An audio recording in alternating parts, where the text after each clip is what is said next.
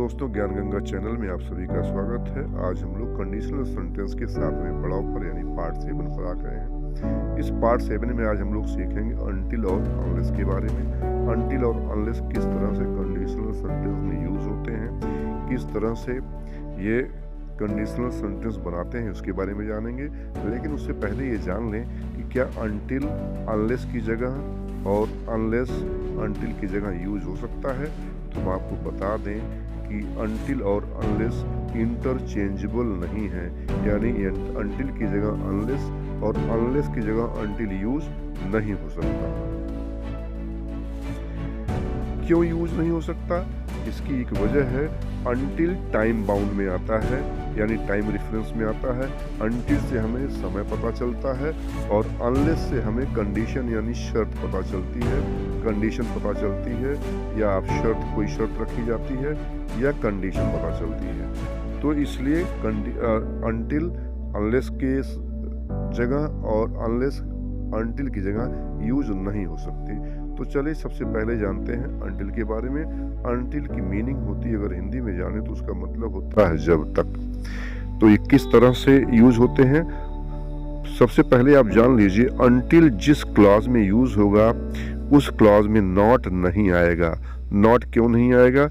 क्योंकि अनटिल खुद ही negative sense देता है। अनटिल खुद एक नेगेटिव वर्ड है, इसलिए अनटिल वाले क्लॉज में नॉट नहीं आएगा।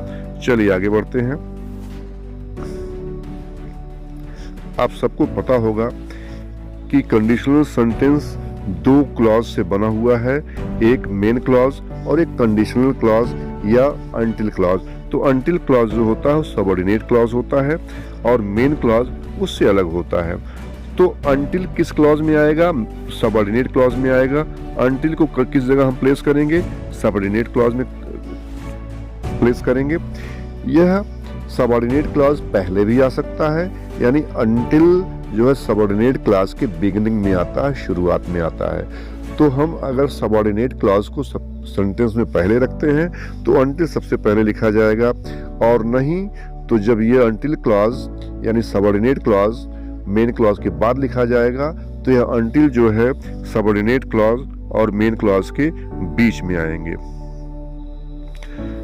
तो अनटिल जो है मेन क्लॉज और सबऑर्डिनेट क्लॉज के बीच में तब आता है जब सबऑर्डिनेट क्लॉज मेन क्लॉज के बाद लिखा जाता है।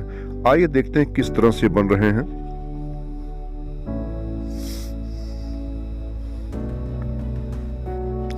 इसको हम एग्जांपल के थ्रू देखेंगे। अनटिल क्लॉज देखिए यहां दिया गया नेगेटिव सेंस देता है। कौन सेंस देता है? नेगेटिव सेंस देता है, इसलिए इसमें नॉट नहीं लगता। अनटिल क्लॉज में नॉट नहीं लगता। सबसे पहला जो सेंटेंस है वो है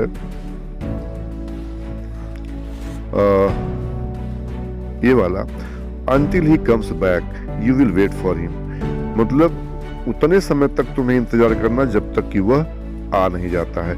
जब तक वह वापस ना आ जाए तुम उसकी प्रतीक्षा करोगे, यानी समय दे दिया गया उसके आने तक। अगला वाला है, I will stay here until you complete your homework. कह रहा है जब तक तुम अपना होमवर्क कंप्लीट करते हो मैं तब तक यहाँ रुकूंगा, यानी जब तक तुम अपना कार्य पूरा न कर लो मैं यहीं रुकूंगा। वह समय उस समय तक जब तक कि तुम अपना होमवर्क पूरा नहीं कर लेते हो। अगला है, I will stay here until you come back, यानी तुम्हारे आने तक मैं यहाँ रुकूंगा। मैं तब तक यहाँ रुकूंगा जब तक तुम वापस आ नहीं जाते। दूसरा है, we have to wait until he arrives. हमें उसका यहाँ पर इंतजार करना है जब तक कि जब तक वह पहुंचता नहीं है, यानी उसके पहुंचने तक हमें उसका इंतजार करना है। तो इस तरह से आपने देखा। दूसरा लास्ट वाला सेंटेंस जो दिया गया है, you won't reach your dreams until you try your best. कह रहा है कि उस समय तक जब तक कि तुम अच्छा प्रयास नहीं करते हो अपने सपने को पूरा नहीं कर सकते हो, अपने लक्ष्य को पूरा नहीं कर सकते हो। तो इस तरह से आपने देखा मेन क्लॉज पॉजिटिव था और अनटिल क्लॉज में ना का सेंस तो आ ही रहा था, नॉट का सेंस आ ही रहा था। अब जरा देखते हैं, और इसमें एक चीज और है, देखिए इस सेंस में क्या आ रहा है कि एक एक्शन तब तक चलता रहेगा जब तक कि दूसरा एक्शन नहीं शुरू होता है। अब जरा देखिएगा, एक एक्शन इसमें तब तक चलता रहेगा जब तक दूसरा एक्शन नहीं शुरू होगा। मतलब रुकने का, ये जो रुकने का एक्शन है ना, वह तब तक चलता रहेगा जब तक कि वह वापस नहीं आता है। हाँ, फिर उसी तरह यहाँ पर इंतजार करने का एक्शन यानी कि काम तब तक चलता रहेगा जब तक कि वह वापस पहुंचता नहीं है। तो आपने देखा, इसी तरह से यहाँ पर देखा, until he comes back you will wait for him. उसका इंतजार कब तक करना है? इंतजार करने का काम कब तक चलता रहेगा? जब तक कि वह वापस आ नहीं जाता है। इस सेंस से पता चलता है कि अगर मेन क्लॉज पॉजिटिव सेंटेंस है और तो क्या होता है कि मेन क्लॉज वाला जो एक्शन होता है ना, वह तब तक चलता रहेगा, तब तक जारी रहेगा, तब तक कंटिन्यू रहेगा जब तक कि अंटिल क्लॉज वाला काम शुरू नहीं हो जाता या वो खत्म नहीं होता है। चलिए आगे देखते हैं कि किस तरह से मेन क्लॉज में नेगेटिव सेंटेंस बना करके, मेन क्लॉज को नेगेटिव सेंटेंस बना करके उसका मीनिंग कैसे हम बदलते हैं। आइए देखते हैं।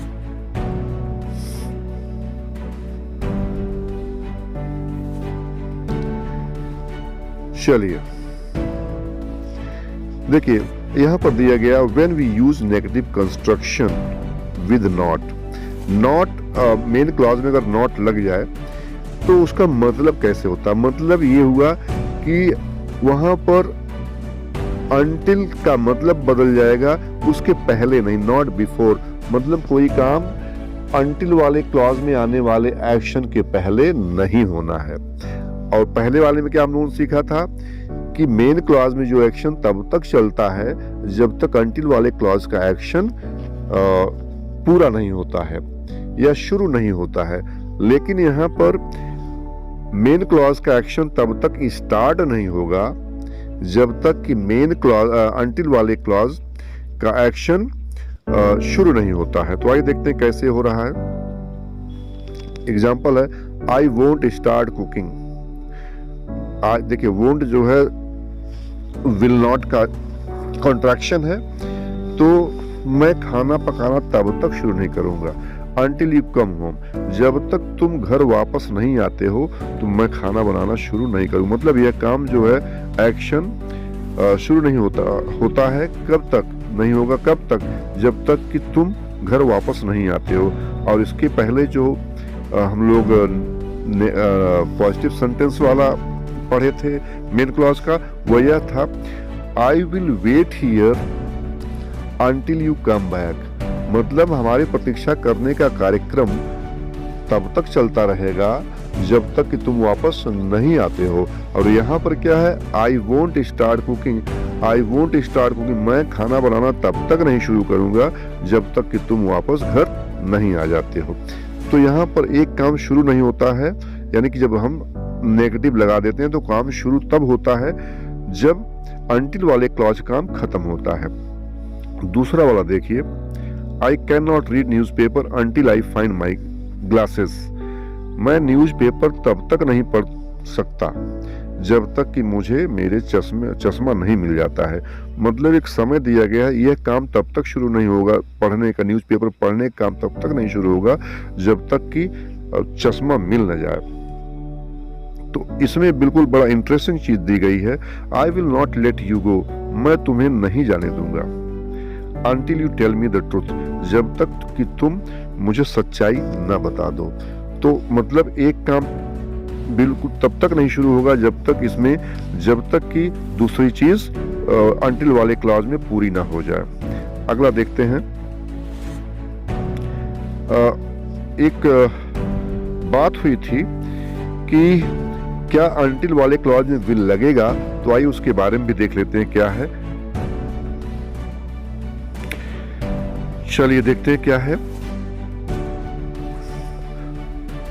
अंटिल वाले क्लॉज में विल नहीं लगेगा, ध्यान रखिएगा। जैसे यहां दिया, I will stay here until you come back. अच्छा जरा इसमें हम एक और चीज लगाते हैं, I will not stay here until you come back, मैं यहाँ तब तक नहीं रुकूंगा जब तक कि तुम आ नहीं जाते। या देखिए, रुकने काम तब तक नहीं होगा, लेकिन नॉट लगा दिया तो, लेकिन अगर यहाँ पर I will not stay here until you come, मतलब कह रहा जब तक तुम आ नहीं जाते तब तक मैं यहाँ नहीं रुकूंगा। और यहाँ पर क्या दे रहा है, मैं यहाँ तब तक रुकूंगा जब तक तुम आते नहीं हो, वापस नहीं आते हो। तो एक में न रुकने की बात हो रही, एक काम स्टार्ट ही नहीं होगा, और एक में तब तक होगा जब तक कि अंटिल वाले क्लॉज का एक्शन पूरा नहीं होता है। लेकिन यहाँ पर हम बात कर रहे थे विल की, तो अंटिल वाले क्लॉज में विल नहीं लगेगा बच्चों, ये ध्यान रखिएगा, कभी विल मत लगाइएगा। देखिए यहाँ पर आई है, we have to wait until he arrives, until he will arrives नहीं होगा, अंटिल ही अराइव्स होगा, ठीक है ना। चलिए, एक सेंटेंस मैंने आप लोगों के लिए दे रखा है, जरा देखिए इसका मीनिंग निकालिएगा आप लोग, क्या मीनिंग निकलती है, क्या है।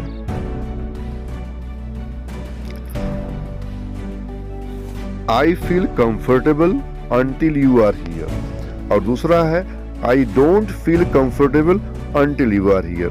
जब दोनों का मतलब बताइए हमको क्या होता है इन दोनों का मतलब, एक इसका है और एक इसका है, जरा सोचिए इसके बारे में क्या मतलब निकलेगा।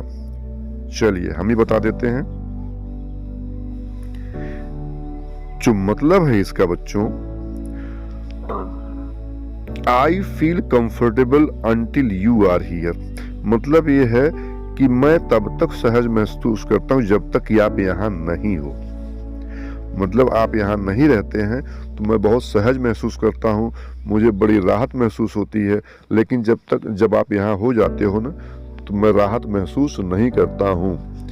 दूसरे सेंटेंस की बात करते हैं, देखिए दूसरा वाला क्या है।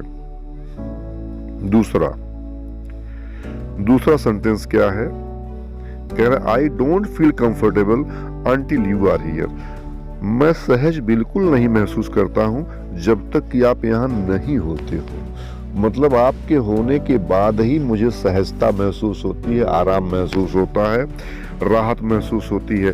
तो दोनों एक दूसरे के अपोजिट, ये जो है, ये दोनों सेंटेंस जो है ना एक दूसरे के अपोजिट है बच्चों, ध्यान रखिएगा।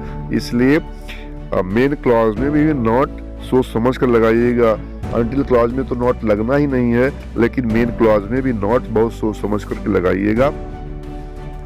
चलिए अगला वर्ड आता है अनलेस का, जैसा कि मैंने आप लोगों से कहा था। अनलेस के बारे में जानते हैं, अनलेस के बारे में जानते हैं, अनलेस के बारे में, अनलेस क्या करता है सेंटेंस में उसके बारे में जानते हैं। अनलेस कंडीशन क्रिएट करता है कि कोई काम तब होगा जब कोई दूसरी शर्त पूरी हो जाएगी। एक काम तब कंप्लीट होगा जब एक शर्त, दी गई शर्त पूरी हो जाए, यानी कंडीशन पूरी होने के बाद दूसरे की बात करेंगे। तो चलिए देखते हैं किस तरह से यह जो है अनलेस कंडीशन क्रिएट कर रहा है। और कंडीशन का मतलब होता है अगर नहीं। कंडीशन मतलब क्या होता है, अगर नहीं। या देखिए अगर नहीं मतलब इसको अनलेस की हिंदी वर्जन देखेंगे अगर, तो इसका मतलब होता अगर नहीं। और इसमें भी बता दें, अनलेस एक नेगेटिव सेंस देने वाला वर्ड है, इसलिए यहाँ पर अनलेस वाले क्लॉज में नॉट नहीं लगेगा। फिर से बता दें, अनलेस वहां लगता है, उस क्लॉज में लगता है जहां पर कंडीशन क्रिएट करनी होती है, वहां पर लगता है। आइए देखते हैं कैसे।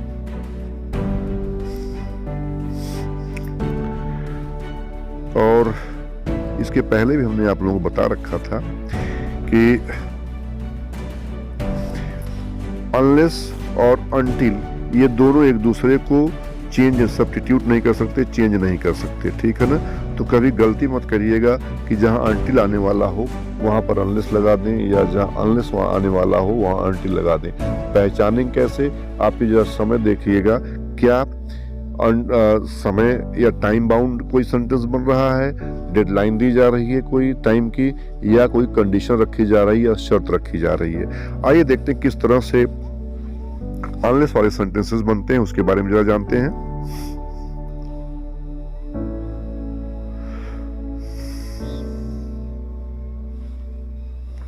देखिए पहला जो सेंटेंस बना हुआ है, you can not pass unless you attend the college. देख कह रहा है, शर्त रखी गई है। शर्त यह है कि तुम पास नहीं हो सकते। You can not pass unless you attend the college. जब तक तुम कॉलेज अटेंड नहीं करते हो, अगर तुम कॉलेज अटेंड नहीं करते हो तो तुम पास नहीं हो सकते। क्या शर्त है?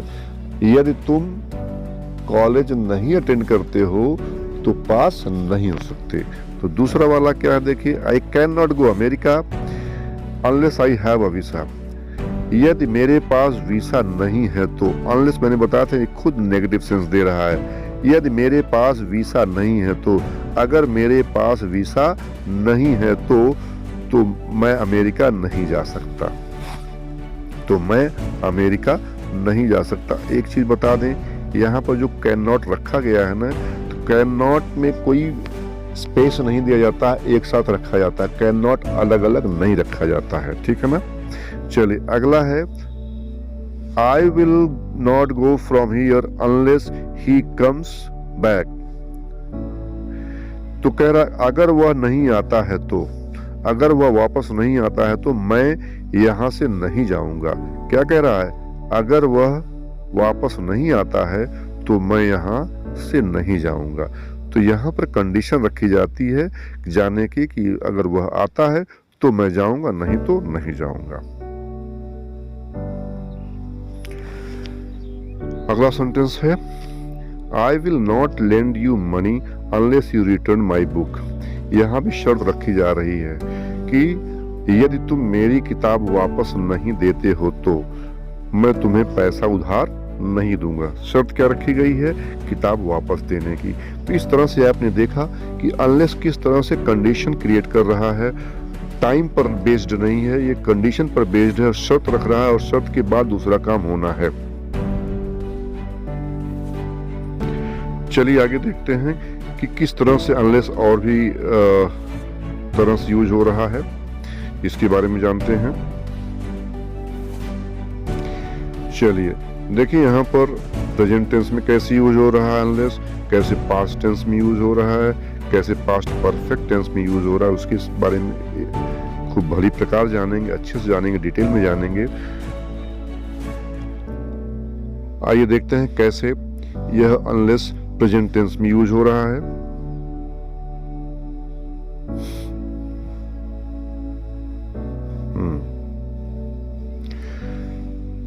देखिए पहला सेंटेंस बन रहा है, इफ और अनलेस दोनों किस तरह, मैंने बताया था ना, अनलेस मतलब कंडीशन, तो इफ का मतलब भी कंडीशन बनती है। तो देखिए यहां पर कैसे पहला सेंटेंस बन रहा, you will be sick if you don't stop eating. अगर तुम बीमार पड़ जाओगे, अगर तुम, if you don't stop eating, अगर खाना बंद नहीं करते हो तो तुम बीमार पड़ जाओगे। वही चीज अनलेस को यूज किया गया, you will be sick unless you stop eating, मतलब तुम बीमार पड़ जाओगे यदि तुम खाना बंद नहीं किए। अगला है, नेक्स्ट है, आई वोंट पे if you don't provide the goods immediately. देखिए यहाँ पर इफ को हम और इफ और अनलेस दोनों को कंपेयर करते हुए देख रहे हैं। कह रहा है कि आई वोंट पे if you don't provide the goods immediately, यदि तुम सामान को तुरंत नहीं प्रोवाइड करते हो तो मैं तुम्हें पेमेंट नहीं दूंगा।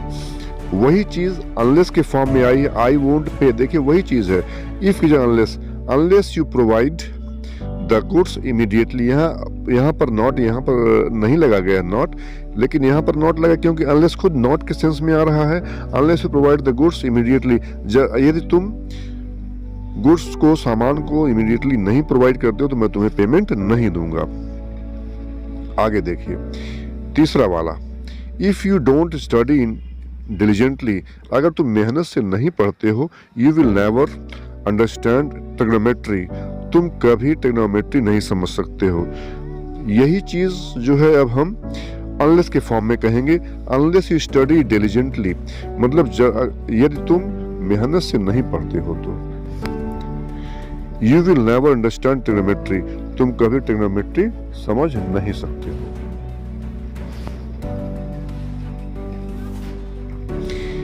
यही कंडीशनल सेंटेंस इफ और अनलेस के साथ किस तरह से पास्ट टेंस में यूज होते हैं उसके बारे में देखते हैं।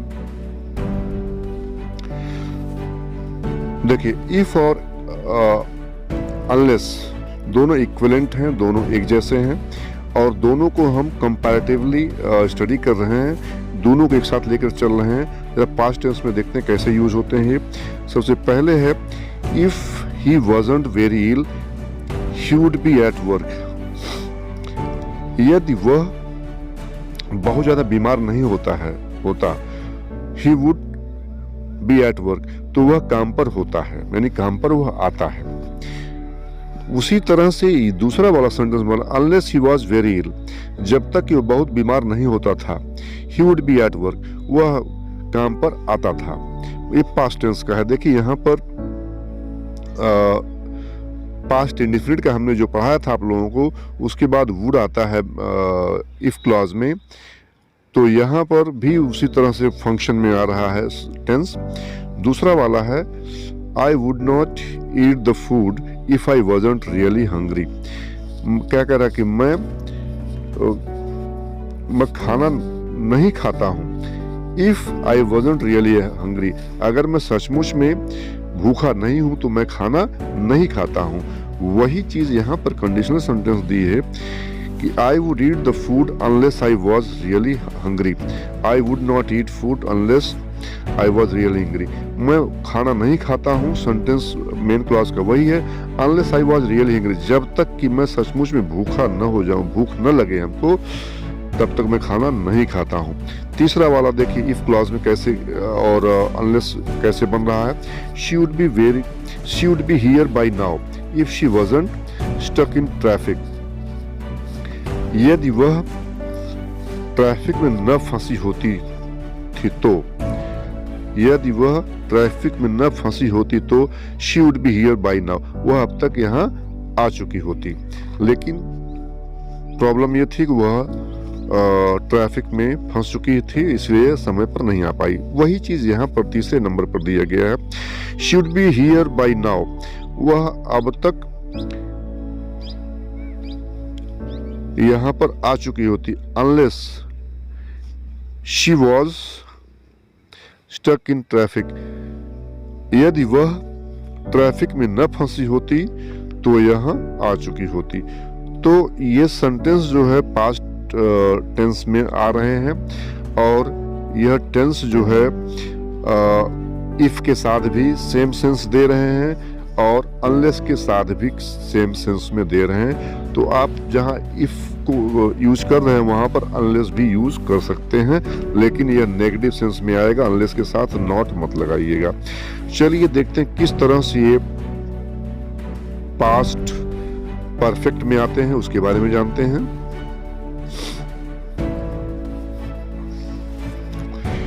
फिर से वही बात है, इफ और अनलेस ये दोनों इक्विवेलेंट हैं। देखिए इफ और अनलेस ये दोनों इक्विवेलेंट हैं, दोनों समान हैं और दोनों को हम कैसे सेंटेंस में यूज कर रहे हैं, इसीलिए हम दोनों को एक साथ लेकर चल रहे हैं। Our director would not have signed the contract if she hadn't had a lawyer present। कह रहा है our director would not have signed the contract, हमारा जो डायरेक्टर है ना वह कॉन्ट्रैक्ट को साइन नहीं किया होता यदि she hadn't had lawyer present, अगर वह वकील को वहां उपस्थित न कर चुकी होती तो हमारा जो डायरेक्टर था वह कॉन्ट्रैक्ट पर साइन नहीं किया होता। इसी तरह से उसी सेंस को हम लेते हैं, सेम सेंटेंस को सेम सेंस में लेंगे। Our director would not have signed the contract unless she had lawyer present. देखिए कह रहा है कि ना कि अगर हमारा जो डायरेक्टर था वह कॉन्ट्रैक्ट को साइन नहीं किया होता, क्यों? जब तक यदि वह लॉयर को वहां उपस्थित न कर चुकी होती। तो यहाँ पर हैड दिया गया है, हैड वर्ब की थर्ड फॉर्म है और हैड जो है हेल्पिंग वर्ब दिखा रहा है। पास्ट परफेक्ट टेंस का।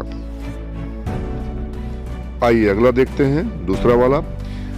I would not have found him if you hadn't suggested it. अगर तुमने इसका सुझाव न दिया होता तो मैं उसे फोन नहीं किया होता। इसी को हम कैसे अनलेस वाले फॉर्म में रखें?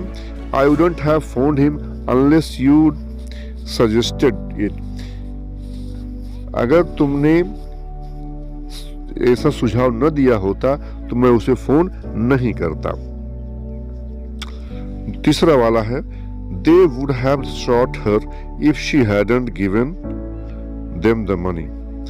They would have shot her, उसे मार चुके होते। If she hadn't given them money, अगर वह उन्हें पैसा न दी होती तो वह उसे मार चुके होते, लेकिन उसने पैसा दे दिया इसलिए वो मारा नहीं। तो इसी सेंटेंस को दूसरे सेंस में कैसे हम यूज कर रहे हैं, देखिए। They would have shot her unless she had given them money. यदि वह उसे पैसा न दी होती तो उसे मार दिए होते। देखिए दोनों चीजें बात एक ही है। अनलेस जो है, अनलेस यहाँ और इफ, अनलेस और इफ हमेशा जो है एक जैसे रोल प्ले कर रहे हैं। इसमें किसी तरह के चेंजेस नहीं हैं। बस इफ क्लॉज में नॉट का यूज हो रहा है और अनलेस क्लॉज में नॉट का यूज नहीं होगा। जैसे यहाँ हैडंट दिया गया है, यहाँ हैडंट की जगह सिर्फ अनलेस लगा हुआ है। तो आपने देखा किस तरह से अनलेस और अनटिल सेंटेंस में काम करते हैं, किस तरह से ये